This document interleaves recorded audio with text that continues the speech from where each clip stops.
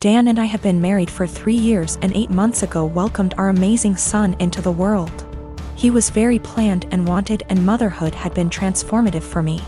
I was able to take 1/2 months maternity leave before going back to work.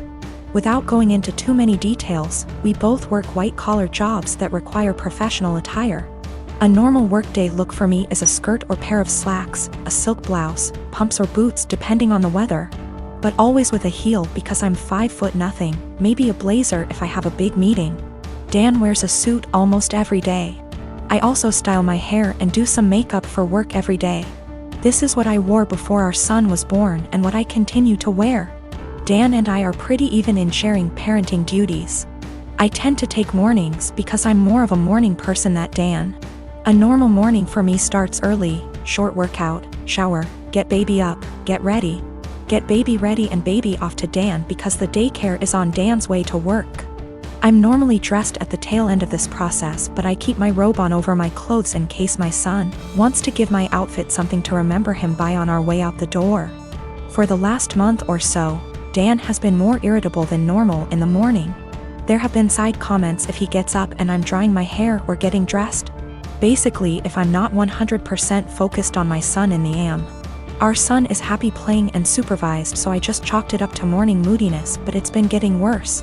Last night, I brought it up in what I thought was a neutral, non-confrontational way. Basically, his answer was this: his mom was 100% a mom after her kids were born. She gained a fair amount of weight after she had kids and never tried to lose it. She wore sweatpants every day and works a job where she wears a uniform, so if she wasn't in her work uniform she was in sweats and a t-shirt. She never did her hair or makeup. Her entire identity was being a mom, and she shared with me how hard it was to watch her kids start their own lives. Dan thinks I don't care about our son as much as he does since I worked on losing the baby weight and still put effort into my appearance. I feel like keeping this part of my identity actually helps me be a better mother. I love my son, but I'm still me and I still have the things I like to do. Dressing well my identity actually helps me be a better mother. I love my son, but I'm still me and I still have the things I like to do. Dressing well, blowing out my hair and doing my makeup are therapeutic to me. Now that being said, my son is my life, and if I knew that not doing those things but guarantee him a happy, healthy life, I would stop immediately. I told Dan that my son and I have our morning routine and he gets lots of time and attention before I go to the office. Dan said he wasn't looking to fight, but he just wanted me to think about my priorities and my time management. 8 years ago, my sister got pregnant. The father wasn't involved and my sister didn't want the baby, but she also couldn't bring herself to terminate or adopt out to strangers. She approached me and my now ex-husband and asked if we would be willing to adopt her child. We weren't sure as we were concerned this would lead to issues down the line, but my sister insisted that it wouldn't, so we ultimately agreed. Before Lucy was a year old, my husband left us both because my sister lied about Lucy's father. When Lucy was 4, I got together with my wife, and we married last year. My sister has said that seeing me and my wife with Lucy, who is now 7, confirms to her that she made the right decision. When I first adopted Lucy, my husband and I told my sister that we wanted multiple children, which she said she was fine with at the time, but now my wife and I are looking into our options and my sister objects. My sister has been staying with us since July because her boyfriend kicked her out. She keeps asking Lucy if she's sure she wants siblings. Lucy has said that she does, and telling us she's worried we won't be able to give Lucy what she needs, and then today happened. We had an online consultation with a fertility clinic to talk about sperm donation. We told my sister about it and asked her to keep an eye on Lucy while we talked. The Wi-Fi went randomly on and off 3 times during the session, booting us out of the call each time. The 3rd time, my wife went to check it and saw my sister holding the power cord, and Lucy trying to plug it back in. Lucy saw my wife and said, "Auntie keeps turning the Wi-Fi off." Wife plugged it back in, but we could no longer get into the session, and we got an email from the doctor saying that if the Wi-Fi is going to be this bad, then maybe we should try a more local clinic, as we can't do online consultations. When we confronted my sister, she admitted that she wants Lucy to be an only child so she has 100% of our undivided attention, and then said in a sarcastic tone, "Forgive me for only wanting what's best for my daughter." To which we responded that Lucy isn't her daughter. Things escalated until I said that my sister should go stay with our parents, and my wife drove her to their place. Since leaving, a few hours ago, she's apologized and begged to come back, and my parents have also asked me to take her back. But I've refused. They've all called me an arsehole for kicking my own sister out after one argument, because now she's unable to get to work. No car and too far to walk, and she's back in her childhood room while at our place she had a studio to herself behind the house. I met this guy about 18 months ago, and we've been together since. He knows about my employment history, and he said that he has no issue with it. Though he did ask me to tell his family the white lie I occasionally use on my CV and stuff, which is that I was a waitress. A month ago we found out that I'm 2 months pregnant. He says this is great news, and we should move in together. I assumed he'd be moving into my place because he rents his far smaller one-bedroom flat while I own mine. And I have room for a baby's room while he doesn't. Also, I really don't want to leave my flat. It's my flat, I love it, I could see myself living here for the rest of my life. And I don't want to lose the security of owning a flat and have to go back to paying rent or a mortgage each month. However, he then said that he didn't want to move into my place, and said I should sell it and we buy a place together. I said that I like my place, it means a lot to me that I was able to buy it. And it represents years of working my arse off scrimping and saving. He then said that he understands all of that.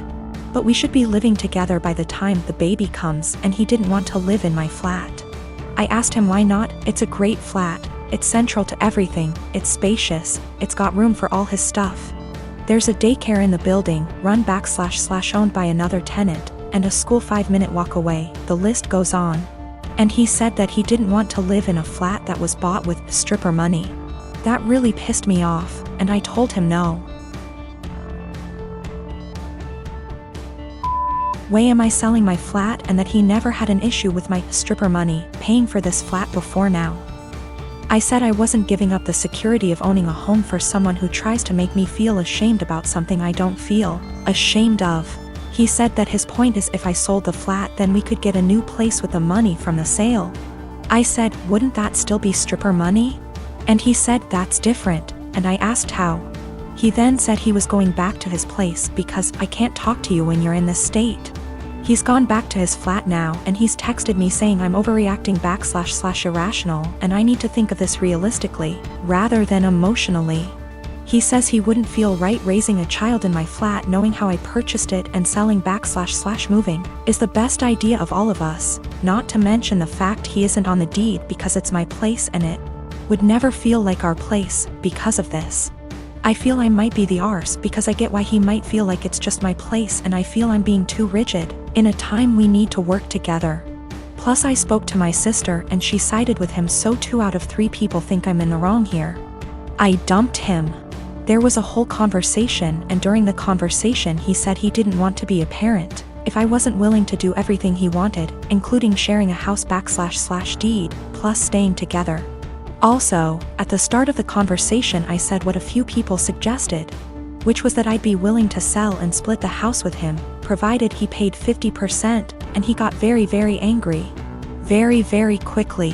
He also said a few other things, how it's all going to pan out just yet, but it looks like I'm going to be a single mother. I manage a team of employees in a very specialized industry.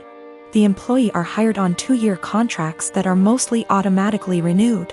Salaries are fixed for the duration of the contract, but raises are negotiated at time of renewal. There are no non-competes. I have one employee, Sarah, who requested a meeting with me last week to discuss a possible raise. I informed her that it is a little early as her contract won't expire until Jan, and I would be happy to discuss it in November. She told me she would like to discuss it now as her current salary does not reflect the amount of work she is doing. So I set up a meeting with her on Friday and told her I will hear her out. To her credit, she gave well thought out presentation listing the average salary in her field, the extra responsibilities she had to take on, and the extra revenue she was able to generate, etc. In the end she asked for a 19% raise to stay on.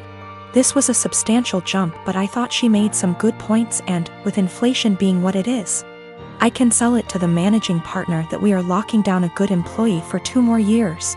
After the presentation, I told her I will just approve the raise and talk to the managing partner about starting her new contract early.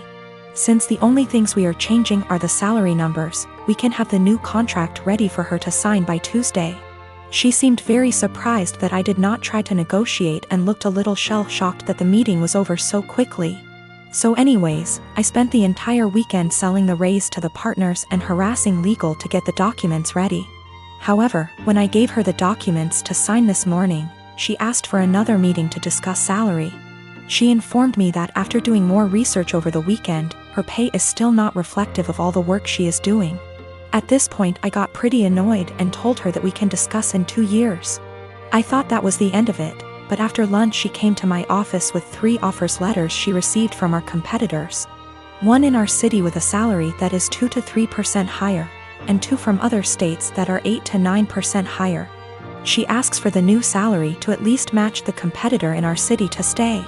At this point I got very frustrated and told her that she is now free to work for our competitor, because her contract with us will not be renewed. She called me in and left crying, immediately telling all her coworkers that I fired her for asking for a raise, which obviously caused quite an uproar. My wife thinks that I am the because I could have just said no. She probably had the other offers for a while and was never going to actually leave. She recommended that I offer her back the new contract. Anyways, I am contemplating going back to the office tomorrow and offering Sarah her new contract again. But I just felt like the relationship between us is ruined after this whole situation. Her currently contract is negotiated 2 years ago, which is why there is a discrepancy in pay with the current offers. There are also a lot of reasons for differences in salary even within the same city. Perhaps less PTO, maybe more responsibilities, maybe they lock them in the contract for 3 years instead of 2. Which is happening more and more now. Maybe they have a non-compete, or maybe they are better. I can't say. Her contract expires Jan, so she has plenty of time left at the company if she wants to finish out. Sarah is WFH today, so I sent her an email apologizing for overreacting yesterday, and informing her that she is an important member of our team and that I worked really hard to get her the raise she initially requested. The new offer still stands provided she return the signed contract to me today before 5 p.m. I would be happy to execute it immediately and get her sorted out before the next payment period. She emailed back also apologizing for her reaction yesterday and said that she enjoyed working here and feels like she really has an opportunity to grow. But she then ended the email asking if I would still be willing to reconsider upping the offer to match her other offer. At this point, I just can't even anymore. I basically ignored her email, and at 5:01 p.m. with no signed contract from her, I sent an email to the managing partner I was talking to all weekend. Hope this email finds you well. I am writing to inform you that Sarah has elected to decline the new contract as it is written. She has informed me that she received an offer from our competitor with a salary of XXX. I have attached a scanned document of the offer letter with this email for your convenience. She has requested that we match that salary to retain her services as our current offer is insufficient. As of right now, her contract expires January 22nd. Please advise on the next steps.